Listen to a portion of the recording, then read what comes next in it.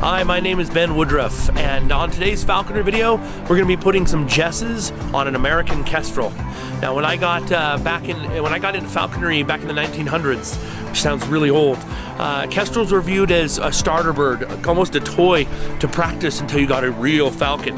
But using digital scales nowadays, we can fine-tune their weight management, and the species has really come into their own. I'm thrilled that they're being used all over the country and utilized as legitimate hunting companions. But I want to show you some equipment, and I want to show you how we can use eyelets instead of grommits to lighten the equipment load that we put on such small birds.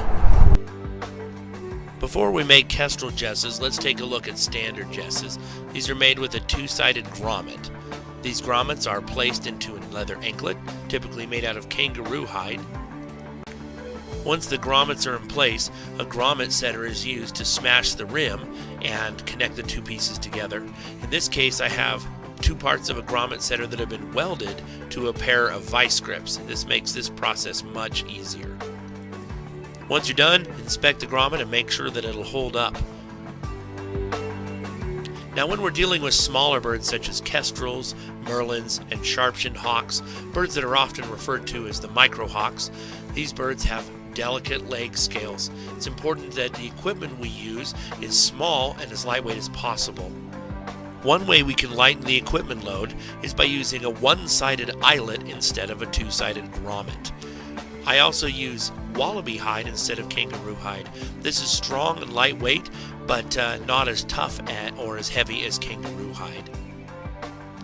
Once an anklet has been made, punch the first side and put the eyelet in. And then we're going to go to the kestrel's leg and measure it to make sure we have a careful fit that will not damage this bird's legs in any way. I carefully wrap the anklet around and I push the eyelet into the other side of the leather. As I pull away, you'll see there's a mark or a groove from the eyelet that I can use as a guide as to where to punch.